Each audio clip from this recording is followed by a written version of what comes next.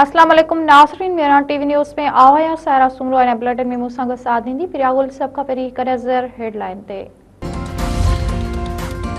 गुल प्लाज़ा साने में दुकानदारनि पारां ग्राहकनि खे ॿाहिरि निकरण खां रोकण जो इंकशाफ। जांच कमेटी बाहि वाक़े जा 20 मिंटनि जा CCTV फुटेज हथ करे वरिता। प्लाज़ा में बाहि सवा 10 वॻे लॻी 11 वॻे ताईं दुकानदार ऐं ग्राहक प्लाज़ा में मौजूदु हुआ। रेस्क्यू अमले मूजिबि फायर ब्रिगेड ऐं रेस्क्यू टीमुनि शहरनि खे कढण लाइ अलार्म वॼाया, जे बैदि अक्सर माण्हू निकिरी विया पर कुझु प्लाज़ा में मौजूदु रहिया। दुबई कराकरी शॉप में उन वक़्तु 25 खां 30 माण्हू मौजूदु हुआ जिन खे ॿाहिरि निकिरण जो चयो वियो, पर दुकानदारनि उन्हनि खे रोकियो त बाहि विसामी वेंदी। बाद में दुकान मां उन्हनि जा उज़वा मिलिया।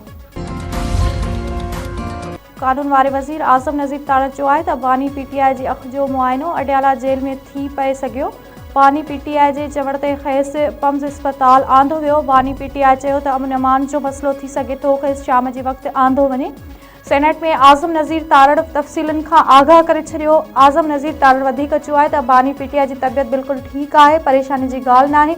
राणा सनोला खे जॾहिं गिरफ़्तार कयो वियो उन वक़्तु हू लाहौर खां अस्पताल पे वियो। उन वक़्त जी वज़ीर आज़म जी हिदायत ते राणा सनोला खे डॉक्टरनि ताईं पहुच न ॾिनी वई। हिन वक़्तु वज़ीर आज़म न चयो त बानी PTI खे डॉक्टरनि ऐं इलाज ताईं पहुच न ॾिनी वञे। जजनि जी जज़्बात न कानून मूजिबि फ़ैसिला करणु घुरिजनि। वफ़ाक़ी आइनी अदालत सिंध हाई कोर्ट जे ख़ुसूसी इम्तिहान बाबति फ़ैसिले खे कलअदम करार ॾेई छॾियो। वफ़ाक़ी आइनी अदालत पंहिंजे फ़ैसिले में चयो आहे त अदालतूं ज़ाती इख़्लाक़ियात या हमदर्दी जी बुनियाद ते कानून जी जॻह नथियूं विलारे सघनि। कानून में स्पेशल या सुपर सप्लीमेंट इम्तिहान जी इजाज़त न आहे। हमदर्दी खे कानूनी ज़िम्मेवारी ते तरजीह ॾियणु अदालती मुनसिब जी बंदकड़ी आहे।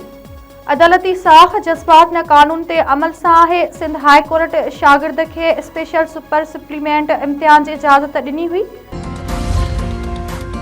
वॾे वज़ीर सैयद मुराद अली शाह चयो आहे त सिंध हुकूमत ख़ुसूसी माण्हुनि खे बाख़्तियार बणाइणु चाहे थी। स्पेशल ॿारनि जी तइलीम ऐं तरबियत लाइ सेंटर क़ाइमु कया विया आहिनि। हुकूमत समाज जी बहितरी लाइ पंहिंजो किरदारु अदा कंदी रहंदी।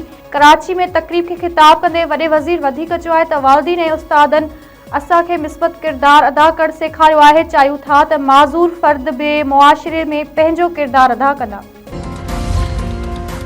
सिंध सरकार पारां 300 रिबीज़ सेंटरनि खे अपग्रेड करण जो फ़ैसिलो। चीफ सेक्रेटरी सिंध आसिफ हैदर शाह जी सदारत हेठि इजलास। समूरनि रिबीज़ सेंटरनि खे 48 कलाकनि में बिल्डिंग ऑडिट मुकमल करण जी हिदायत। चीफ सेक्रेटरी सैयद आसिफ हैदर शाह चयो आहे त रिबीज़ सेंटरनि खे एंटी रिबीज़ वैक्सीन ऐं तरबियत याफ़्ता अमले सां लीज़ कयो वेंदो। हर 10 खां 15 किलोमीटरनि ते रिबीज़ जे इलाज जी सहूलियत मौजूदु हूंदी। फैज़गंज वेझो पुलिस मुक़ाबले में 3 ॾोहारी मारण जी दावा। मार्जी वेलनि जे आकिब शहर, गुलाम मुस्तफ़ा शहर ऐं मौला बख़्श शहर तौर सुञाणप। SSP खैरपुर जो चवणु आहे त 3 ॾोहारी पुलिस खे संगीन कैसनि में घुर्बल हुआ। आकिब उर्फ़ आकू शहर मथां सिंध हुकूमत तरफ़ां 30 लख रुपया इनाम रखियल हो। वारसन मूजिबि मुक़ाबले खे जड़तू करार ॾेई छॾियो। मेरठ हाईवे ते नौजवान जा लाश रखी दहिणो पुलिस सां चकरियूं। वारसन जो चवणु आहे त पुलिस नौजवाननि खे गिरफ़्तार करण बैदि कूड़े मुक़ाबले में मारियो आहे। मुलविस पुलिस अहलकारनि ख़िलाफ़ कार्रवाई करे इंसाफ़ ॾियारियो वञे। हुरनि जे रुहानी पेशवा पीर पागारे चयो आहे त हुकूमत कंहिं जी बि हुजे, असांखे फ़ौज सां गॾु बीहणो आहे। मुल्क में ॿीहर दहशतगर्दी थी रही आहे, उन करे फ़ौज जो साथ ॾियो। मुंहिंजे नाले ते सोशल मीडिया ते फंडिंग कंदड़ कूड़ा आहिनि। जमात जी बहितरी लाइ तब्दीलियूं ऐं फ़ैसिला कया आहिनि। शाहपुर चाकर में मुरीदनि खे ख़िताब कंदे पीर पागारे वधीक चयो आहे त मौसमियाती तब्दीली जे करे सॼी दुनिया कदम खणी रही आहे। अव्हां खे बि सोचणो पवंदो। पंहिंजे ॿारनि ख़ासि तौर ते नियाणियुनि खे ज़रूरु तइलीम ॾियारियो।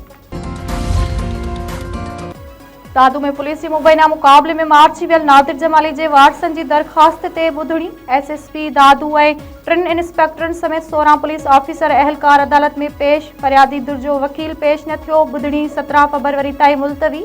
नादिर जमाली जे वारसनि जो SSP ऐं SHO B सेक्शन आॾो एहतजाज। पुलिस अमलदार मीडिया सां ॻाल्हाइण बिना रवाना थी विया।